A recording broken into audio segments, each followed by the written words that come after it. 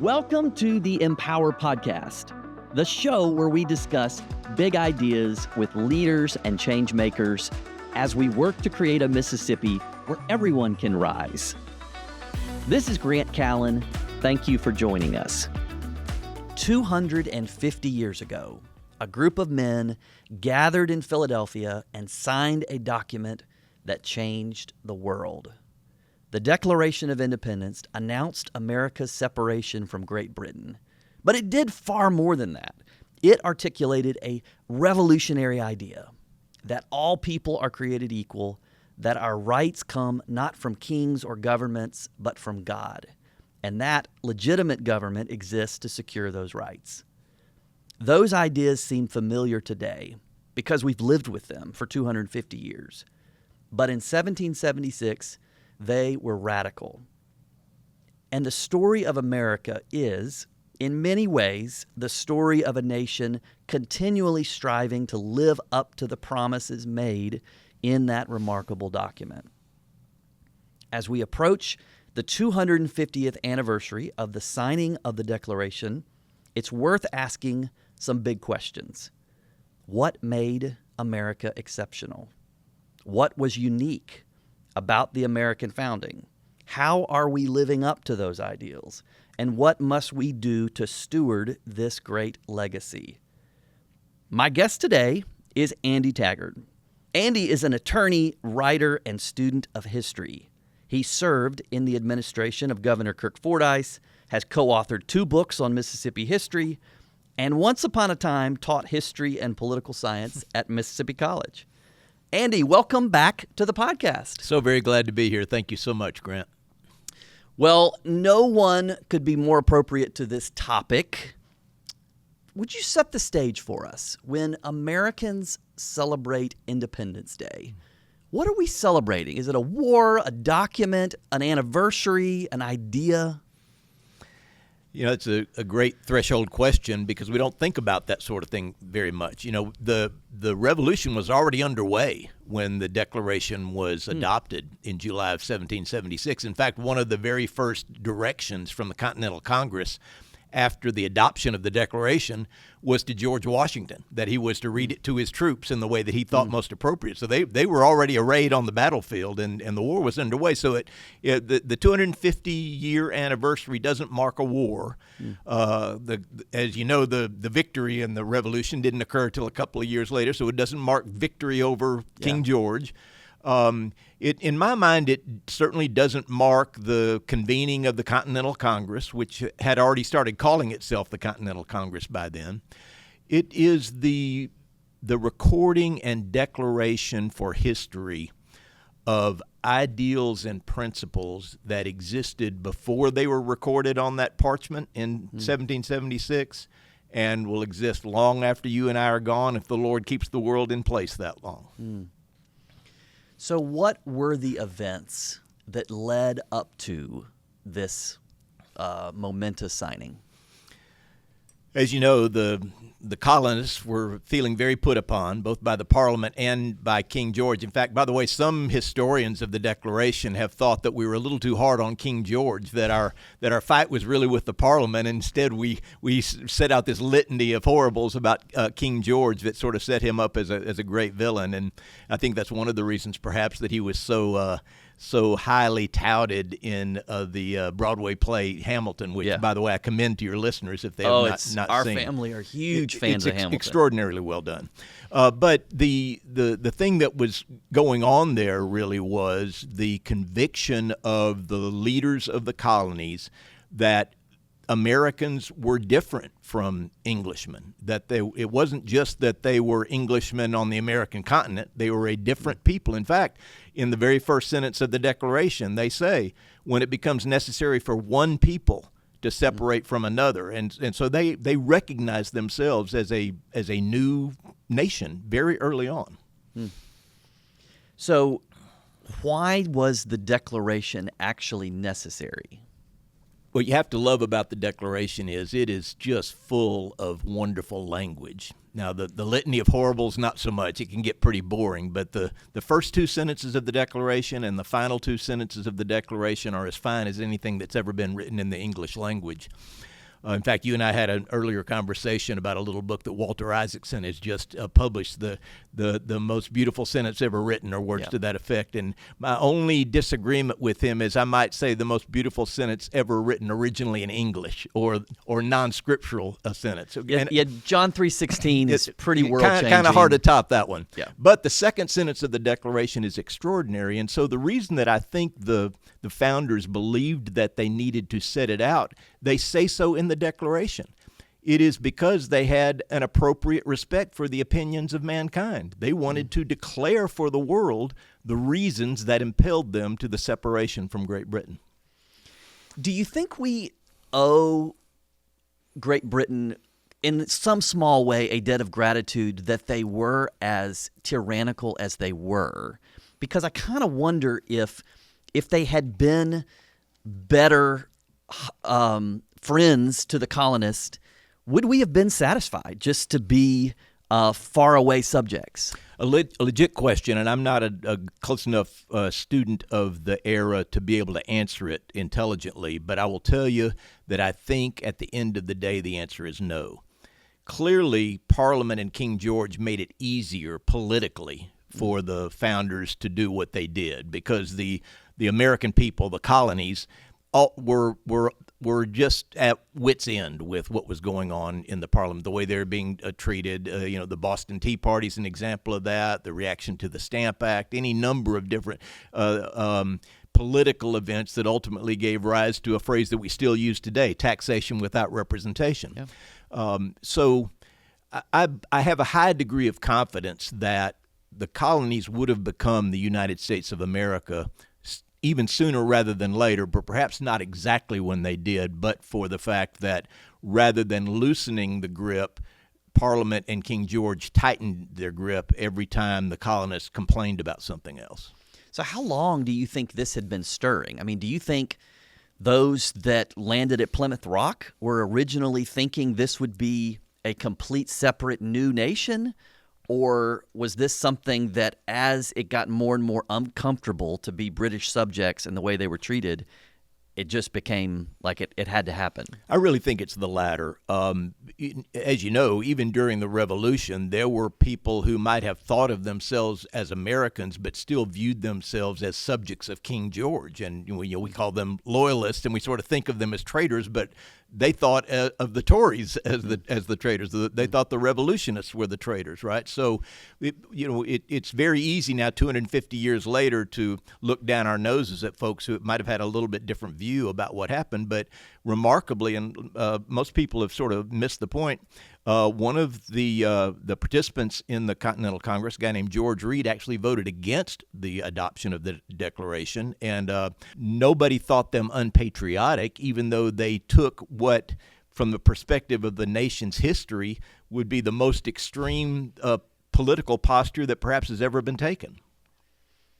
Do you think most of the signers truly thought independence was possible, or did they think this is the right thing to do, but it may actually cost us our lives? Well, they actually said so. Yeah. The last sentence actually says what they thought. For the support of this declaration, with a firm reliance on the protection of divine providence, so they knew that but for the hand of God, they had no hope. But even with the hand of God, we mutually pledged to each other our lives, our fortunes, and our sacred honor. They knew that the high likelihood was that was not an idle pledge, and that, in fact, if not their land and cattle and money, their very lives might be taken as a consequence of the action that they had undertaken that day, and they did it anyway. Did they think they actually could prevail? I guess what I would say is, I think it is a fact of history that Americans have always had generally an optimistic worldview, that no matter what it looks like on paper, maybe even no matter what it looks like on the battlefield, we've just always felt like the hand of God is upon this land, and we can get there. How was this declaration received by King George and the Parliament? And do you think they saw it coming, or were they surprised by it? I think they surely were surprised. King George really did view Americans as his subjects and the colonies as his possession, and I think he was just completely taken aback, notwithstanding that the opposition to the throne and to the Parliament had grown pretty regularly for the previous 20 years or so. But he did take it seriously. I don't think he viewed it as a serious threat that the colonies ever would, in fact, become independent. But he took the Declaration seriously, and he actually commissioned lawyers of the Crown to write a significant, what I would call a legal brief in response to the Declaration. So I want to get into some of the actual language in the Declaration, and you've already referenced who I think is one of the greatest living biographers, Walter Isaacson, who talks about this great sentence, and he's talking about the sentence that says, "We hold these truths to be self-evident, that all men are created equal. They are endowed by their Creator with unalienable rights, that among these are life, liberty, and the pursuit of happiness." Why does he say those are the greatest sentence ever written? One reason is, when you recited it just now, I got chill bumps, and I've heard it recited hundreds, if not thousands of times, and have recited it myself hundreds, if not thousands of times. It still gives me chill bumps. Yeah. I think that he calls it that because it is. It is, first of all, it was highly revolutionary, of course, that rights didn't come from the king, or if not from the king, from the Parliament, and the Magna Carta said so, right? So it's revolutionary to suggest that rights come from somewhere other than the government. And to say that all men are equally endowed with those rights was also revolutionary. And this is an important point, Grant, on which Americans are often criticized, and I think unjustly so. It is certainly true that the founders said something in the Declaration that they weren't living out at the time. Yes. We didn't conduct the affairs of our nation for another 100 years as though it were true that all men are created equal. And regrettably, here in our state, for another 100 years, we didn't conduct ourselves as though it were true that all men are created equal. And when they said all men, they were talking about men. They were not also talking about women. And it was a long time into our nation's history before we acted as though men and women are created equal. But the fact that none of us is good enough to live out those ideals makes the ideals no less true or powerful or beautiful, or that sentence no less the greatest sentence ever written in the English language. So I want to come back to some of that about how we have failed. We've been imperfect in living up to that. But I want to break down just a couple of pieces of that first sentence. And the first one is just this idea that where they started with, "We hold these truths to be self-evident." What do you think they meant by their self-evident?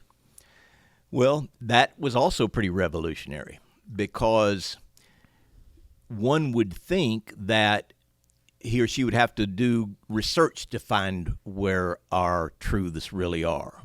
Or perhaps they're all reflected in the Bible or some other religious document, or perhaps in the annals of Blackstone's common law, that if you searched, you could find the truths of life. To suggest that truths are self-evident means that this isn't something we really even ought to have to argue about. And it's not something that we really ought to disagree about. But, of course, they knew that there was huge philosophical disagreement on the premise that rights were granted by God rather than by the king or by the government, and what those rights were, and that all men equally partook of those rights. They might have described all that as self-evident, but frankly, in the world at that time and the world today, it's not self-evident at all. We believe them to be fundamentally true without the need to be proven, but it's not self-evident if you look at the world around us.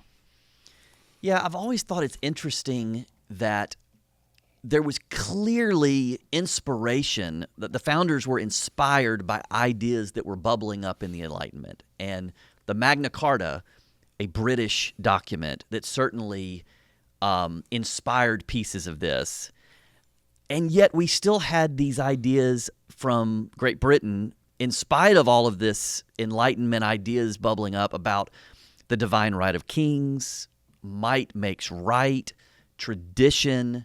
There was certainly this idea that some people, the aristocracy or elitist, are worthy of holding positions of leadership, and everybody else are worth nothing else but being subjects. And that was just sort of the way God made it. And so these ideas that all men are created equal must have been just blasphemy to the people that held those other views. No question that is true. I would like to say that I'm a close enough student to speak intelligently on the point that I'm about to address. I'm not going to suggest that I can resolve the point, but I'm going to address the point that even on the drafting committee, the 5-person drafting committee, of which we know Thomas Jefferson sort of as the biggest name, but for heaven's sakes, John Adams was there, Benjamin Franklin. These were big-time leaders that we still view as literally the founders of the nation that were on the drafting committee. Jefferson was the slave owner among them. And so not only was it not self-evident that all men were created equal, he was conducting his own personal and business affairs as though it were not self-evident or even true that all men are created equal. And the tension, even on the drafting committee, between Jefferson and those who were from non-slave states, and then later in the Congress itself, when the Declaration was considered and amended during the floor of the Committee of the Whole, reflects the tension of the slavery and anti-slavery politics that continued to roil our nation for its first 100 years of existence. And it's almost like they could have taken a couple of different courses. They could have lowered the ideals in the Declaration to meet their behavior, their practice, or they could have tried to change their practice to live up to the ideals. Certainly, we wish they had done that from day one. That didn't happen, but aren't you glad that they at least set those high ideals as high as they are, even though they didn't live up to them, because it gave us something to aspire to and to work towards? So glad that it almost makes me cry. Regrettably, when the Constitution was later drafted, they did devolve it downward to reflect the way they were living their lives. We counted slaves as 3/5 of people in the Constitution. So the founders were certainly capable of dumbing down the principles that we believe that we adhere to as Americans, but thank the Lord they did not do it in the Declaration. And it kind of hies back to the point that I made a moment ago. None of us is as good as everything he believes or of our highest ideals, but it makes those beliefs and ideals no less noble. And I also think it's worth remembering that even though they were flawed in their execution or their practice of those ideals, by putting it in the document, it became a permanent source of self-correction. And I think about Frederick Douglass, who pointed back to the Declaration in his fight against slavery, and Lincoln, who pointed back to it in talking about secession, and Martin Luther King Jr., who pointed back to it in talking about segregation. So it became and has continued to be to this day a way to help us say, this is the standard, let's live up to that. This is a really important topic that you just raised. In my mind, the Declaration of Independence is the first item of organic law for the United States of America. In fact, if you look at the United States Code, the very first volume is entitled Organic Laws, and the very first document that appears in that volume is the Declaration of Independence as a part of the United States Code. Now, that's ironic because the Supreme Court has never once cited the Declaration of Independence as substantive law.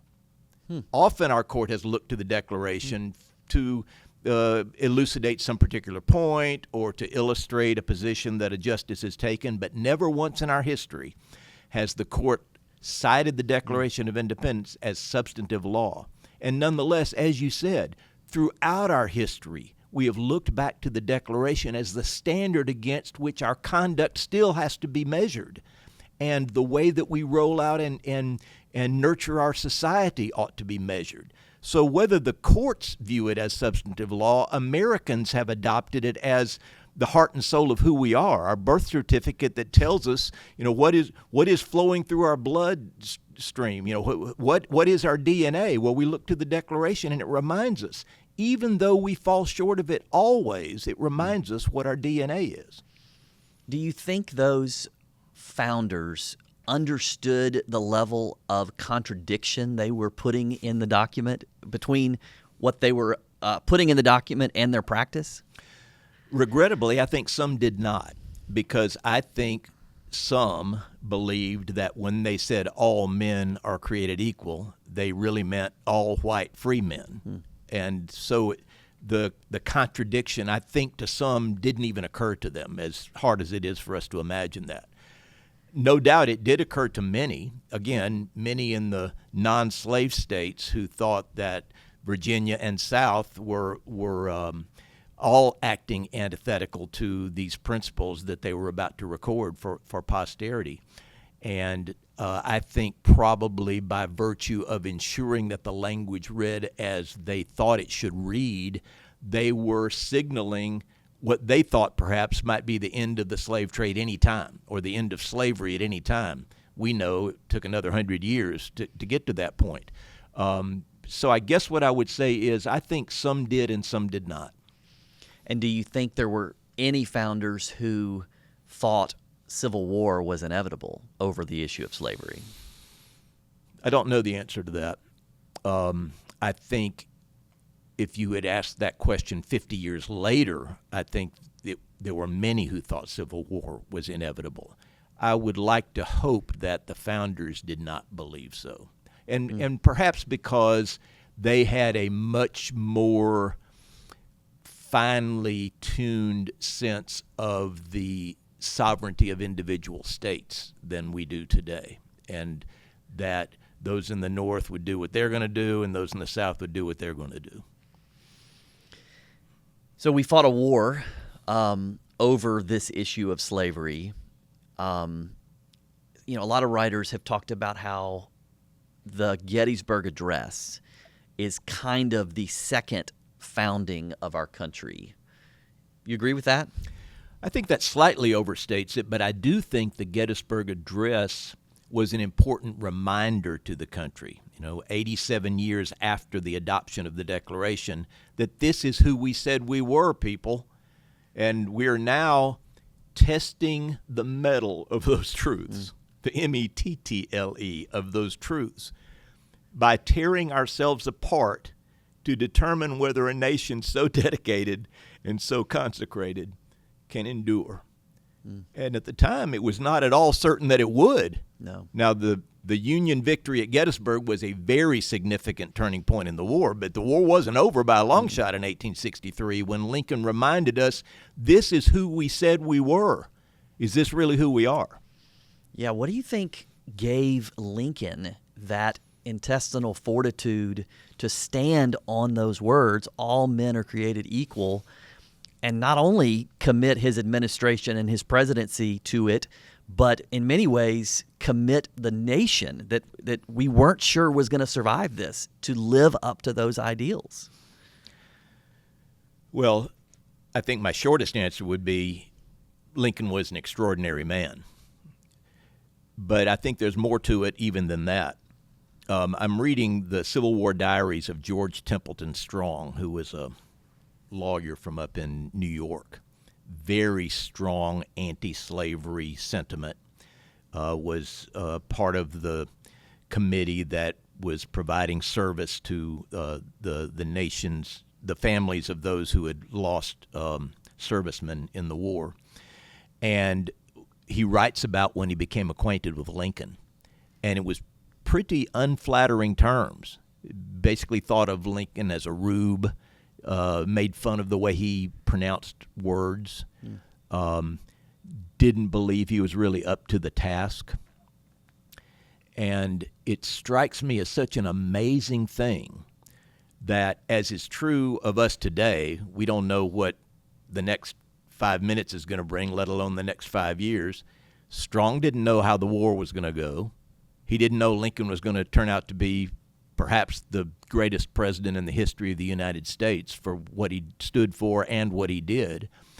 And I guess I offer that as a kind of long and not very elegant answer to your question, how could Lincoln have done that? He was just made out of something different than most men were. So I hadn't intended to ask you this question, but it seems perfectly relevant. And since I've had your co-author on, Jerry Nash, to talk about his book about the Reconstruction era, one of the things he and I talked about was it seems to me, reading his book and studying that era, that there was a moment where we had a chance, Mississippi and other southern states, to, at the end of the Civil War, try to rectify some of the things that we had done wrong. And instead, we chose a different course, and we doubled down on the mistakes and tried to live in a pre-Civil War era for another 100 years. What do you think we could have done, taking into account the economics and the devastation of the Civil War that it had on Mississippi? Sherman burned most of our cities. What could we have done after the Civil War that would have resulted in a different outcome than Jim Crow?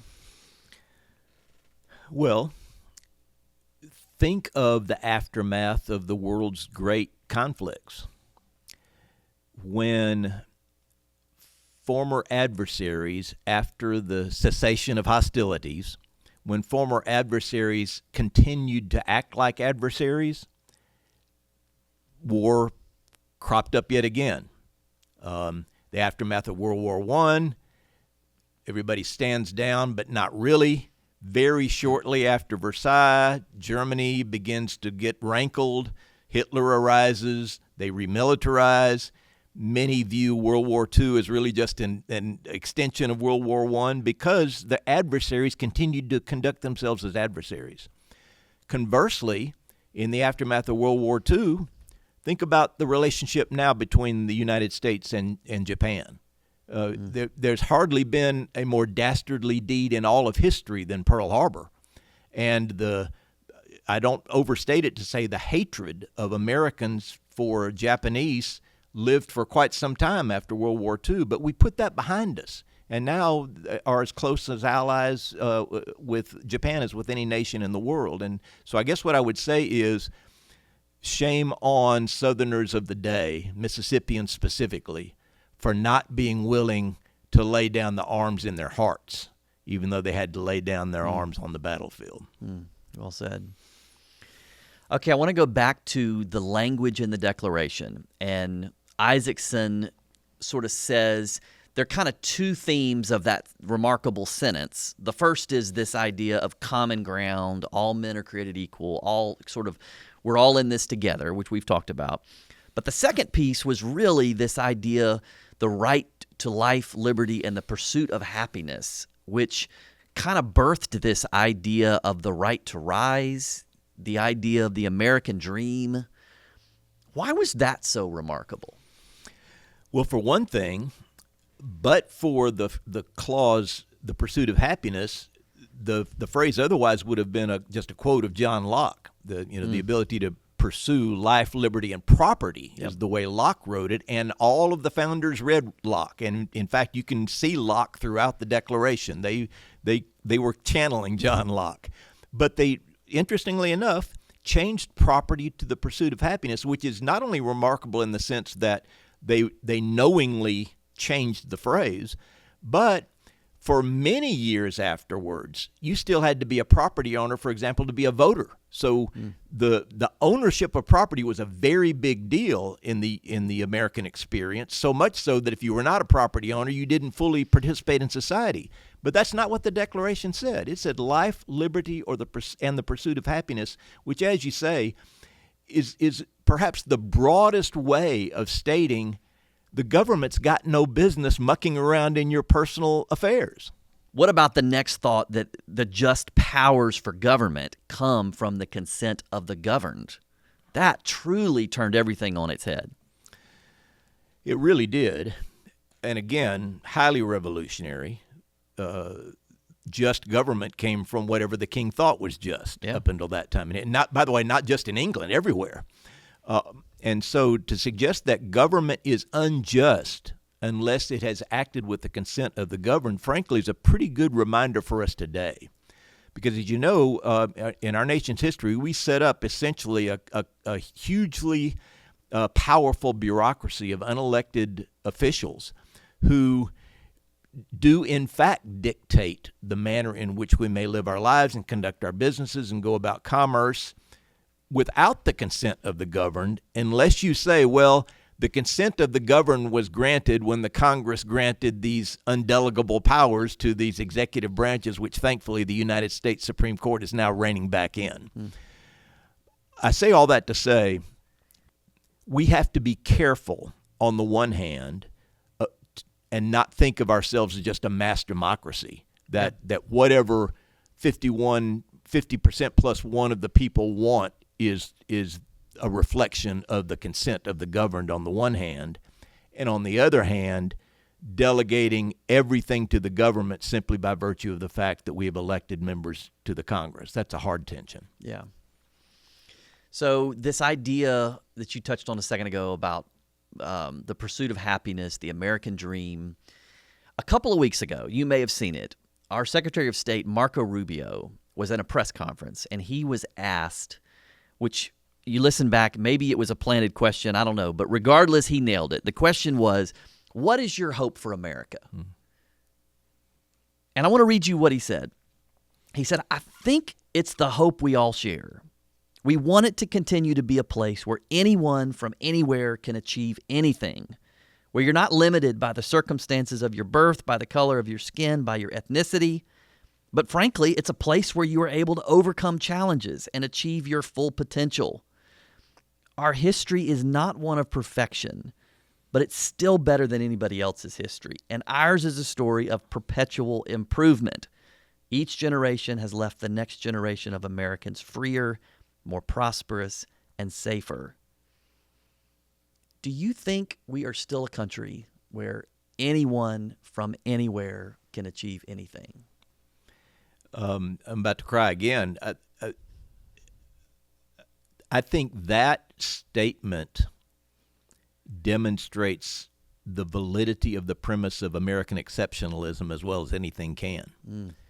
Not because we are inherently good. In fact, those of us who are students of Scripture believe that we're not inherently good, that we're inherently sinful. And one of the reasons that we have to have a government is to keep us from hitting each other over the head and taking each other's stuff.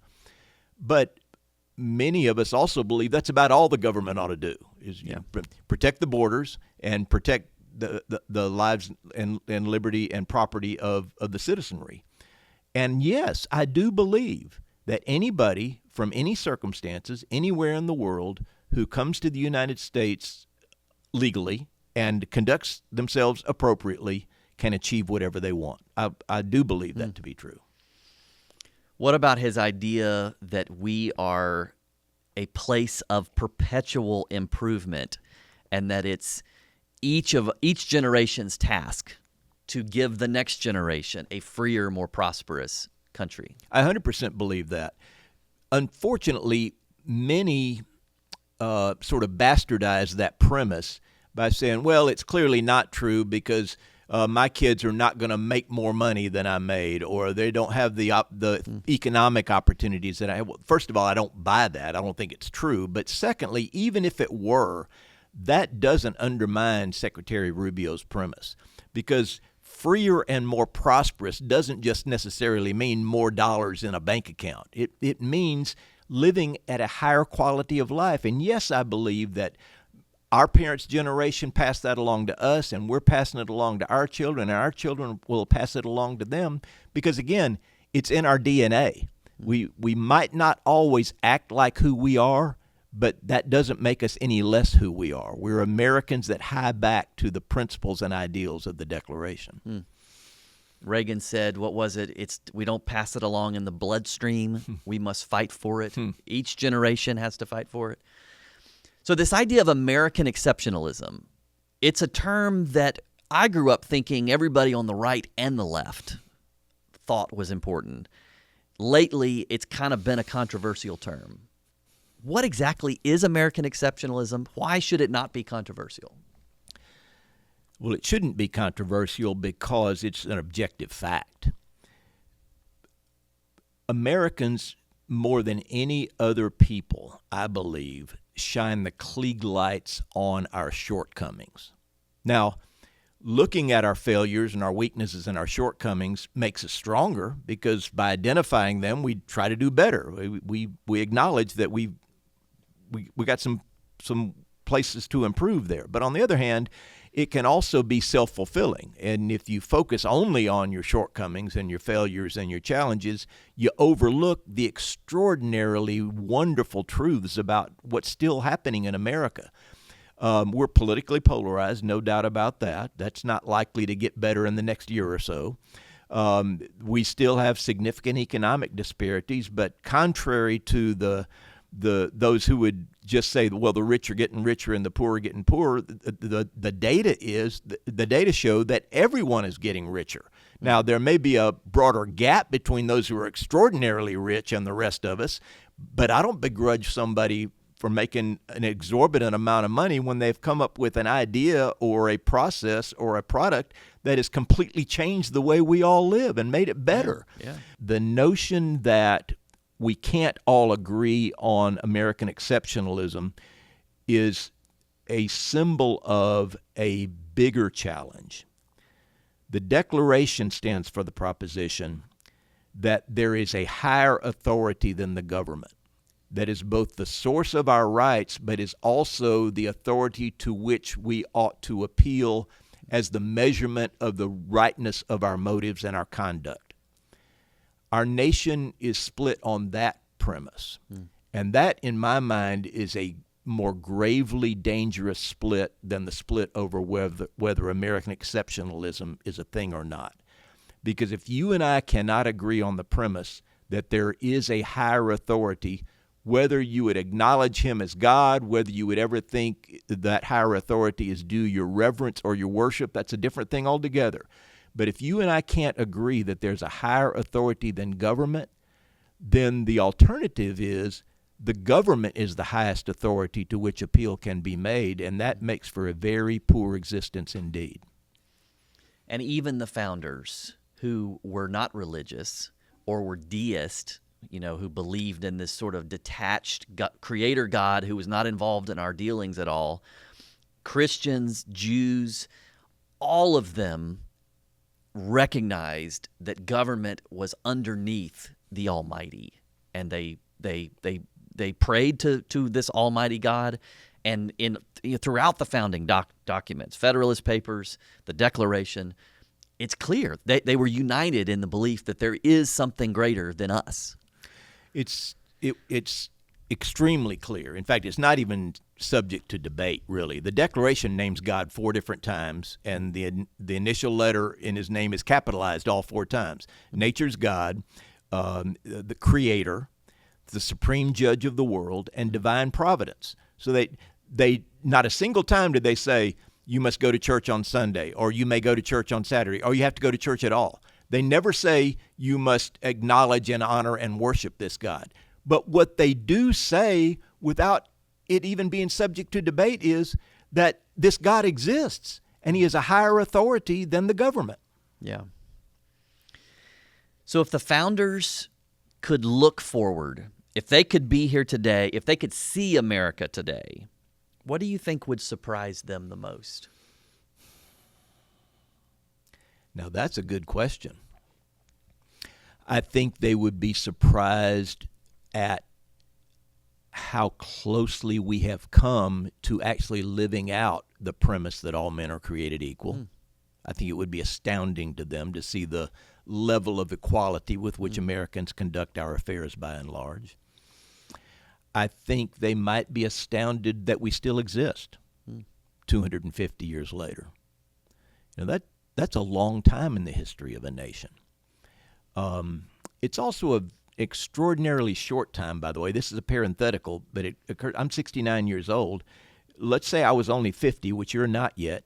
if I were 50 years old, I would have lived for 20% of our nation's entire history. So I've been alive longer than 20% of our. That's a pretty strong statement. So 250 years is a long time for a nation to live. But on the other hand, in the history of the world, it's a very, very short period of time. So I think they would be surprised by that. I think they would be surprised that we are as divided as we are over abortion. I think it couldn't have entered into their minds that roughly half the nation would think abortion ought to be legal. I think those are the things that occur to me off the top of my mind. I mean, you've sort of touched on this, but like, what would they have been most proud about? What would they have been most concerned about? I think they would be proudest that we do still exist, and that we still do hie back to the Declaration, that we're having this conversation not only about our 250th anniversary, but what that anniversary marks, which is the signing of the Declaration. I think that would make them proud, and it should. It should.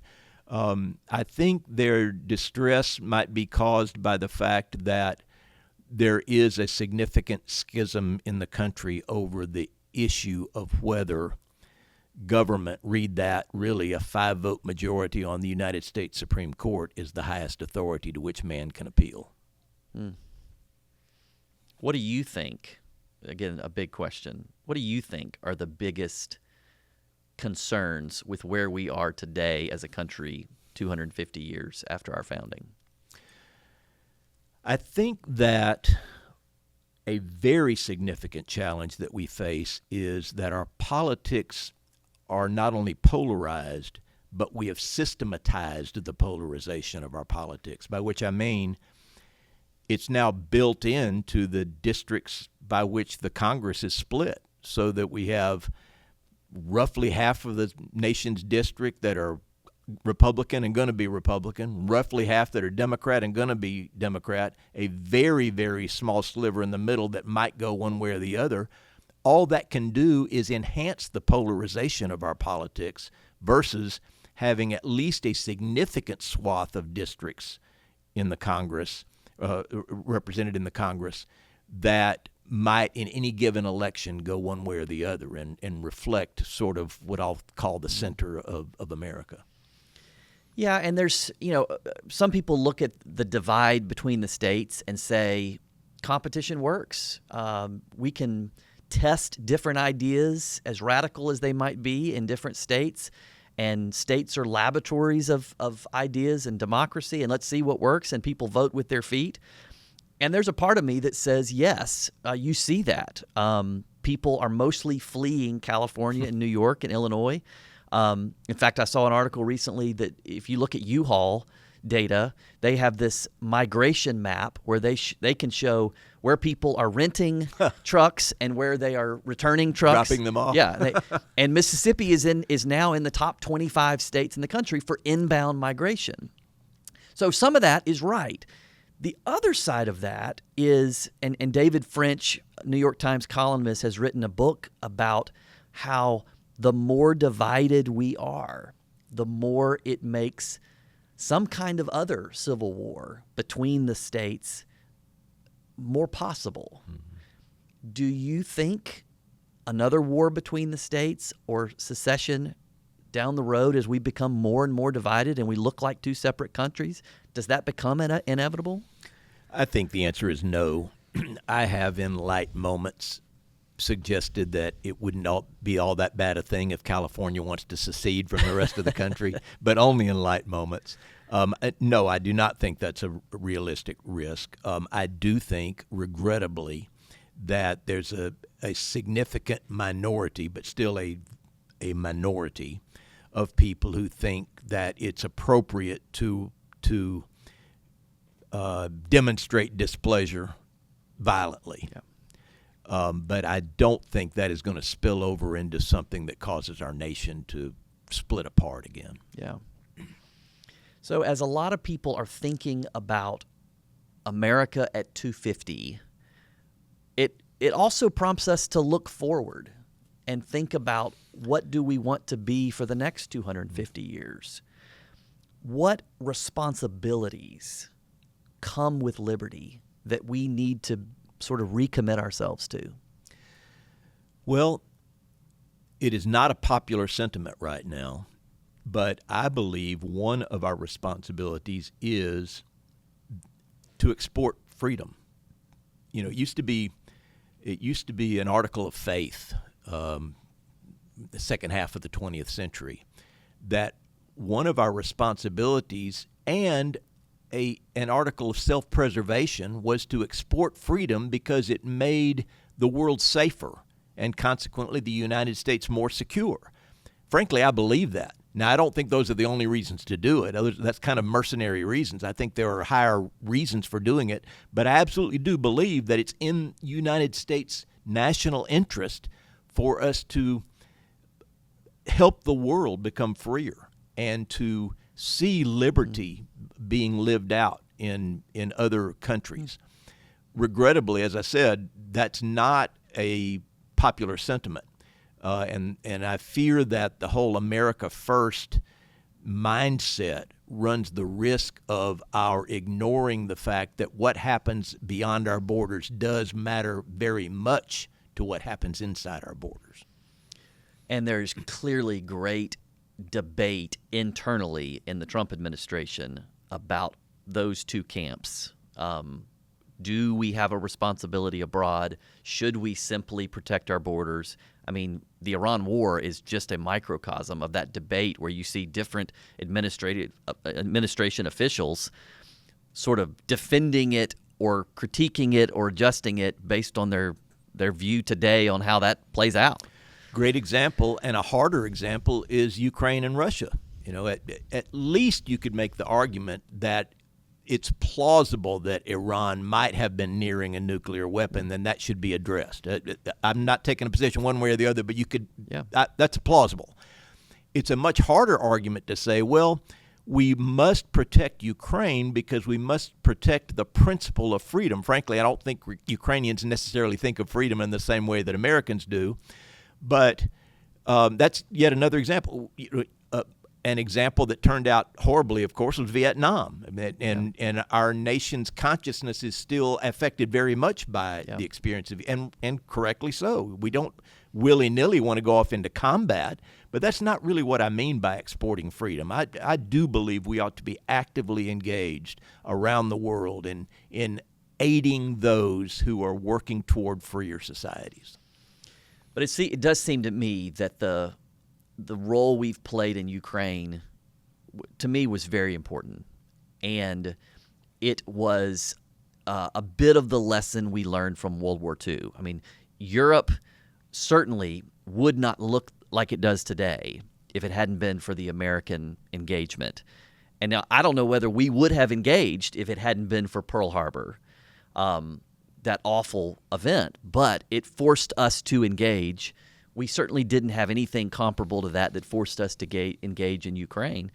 But we did have a similar bully who thought and continues to think, I am going to do whatever I can do to expand my reach and power and territory. And somebody had to step up to stop it. And at least in Ukraine, I appreciate we haven't had boots on the ground, but we've helped support those who are fighting for their freedom locally.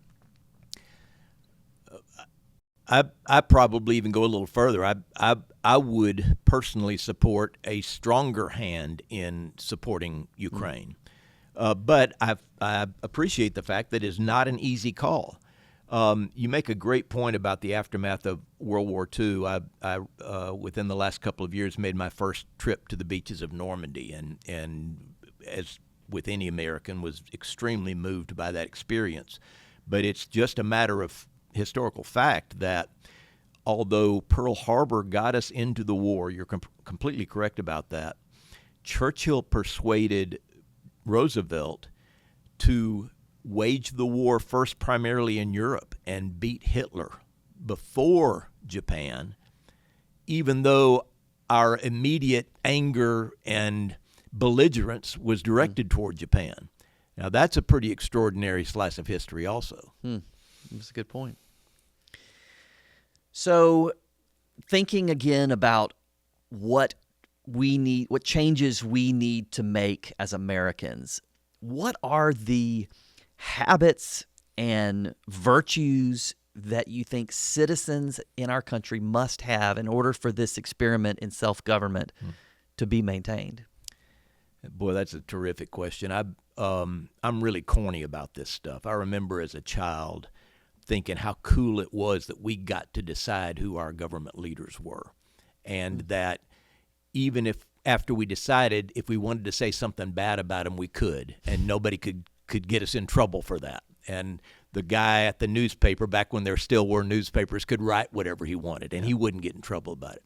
You know, we think of that as just kind of a truism, but it's not. Even in relatively free societies, free speech is really being ratcheted down. And the UK is a great example. Absolutely. And by the way, I thought about that just before our conversation.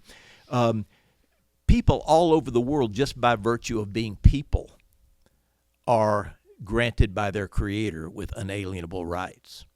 One of the extraordinary things about the American experience is we wrote down some specifics beyond which we would not allow our government to go in infringing upon our rights.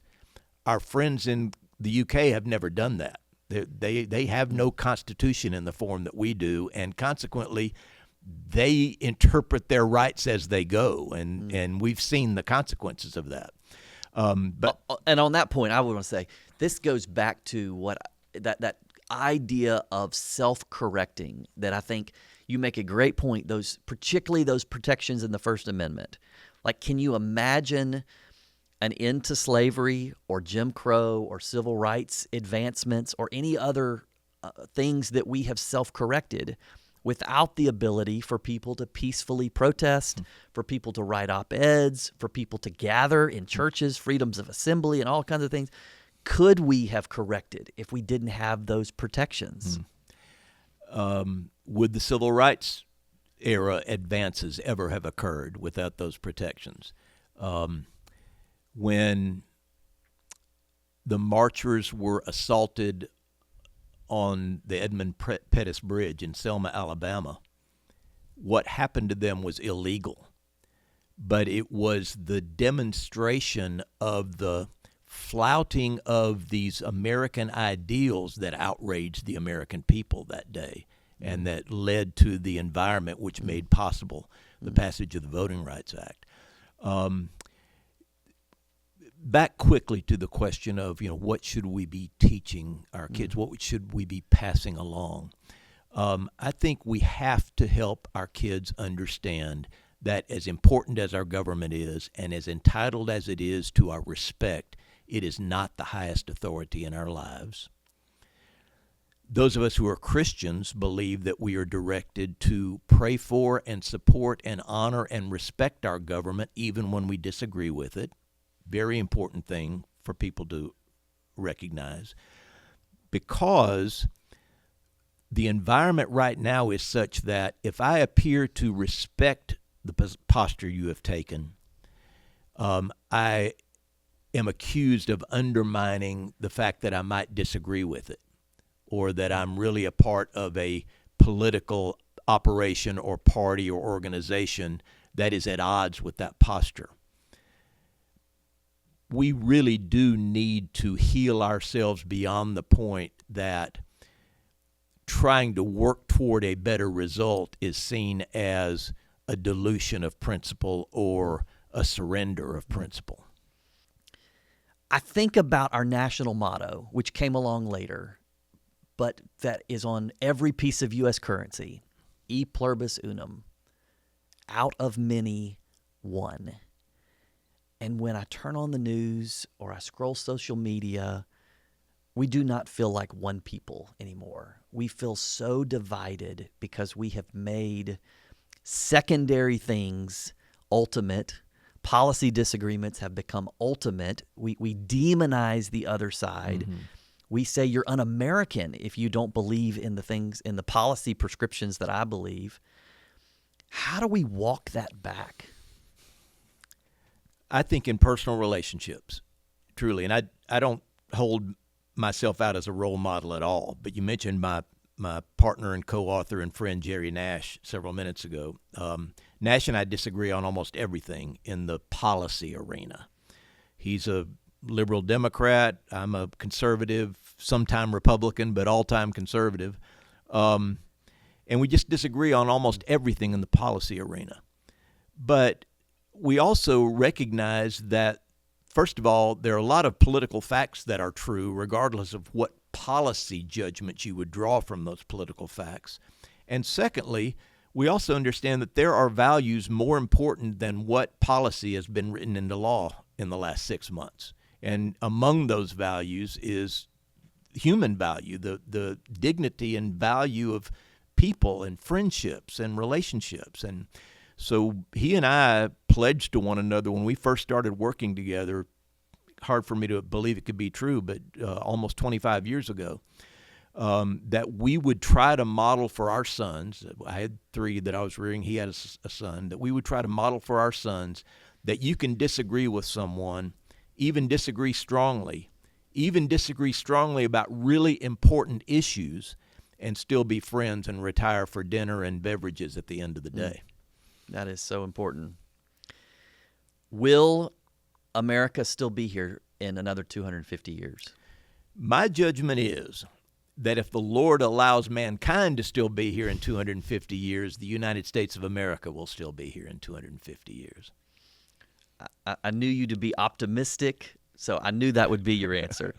Let me close with this. I have been thinking a lot more about stewardship lately, and I spoke to a Boy Scout troop the other day, and they asked me to talk about citizenship. And I kept coming back to this idea of stewardship.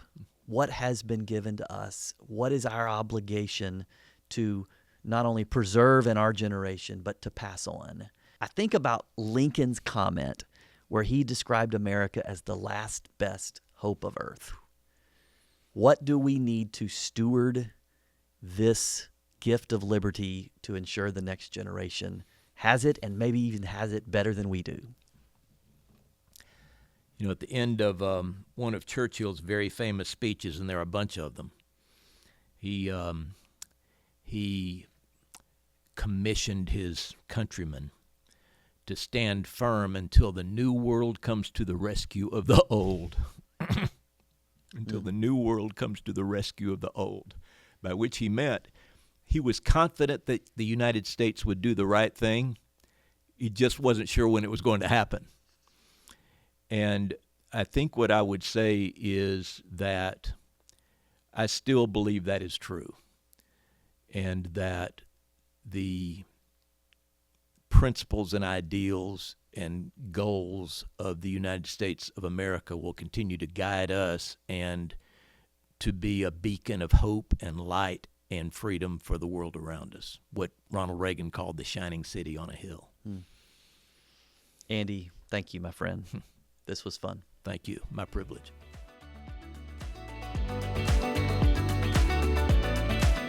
Thanks so much for listening to today's episode of the Empower Podcast. To learn more about how you can get involved and we can work together to make Mississippi a place where everyone can rise, go to our website at empowerms.org.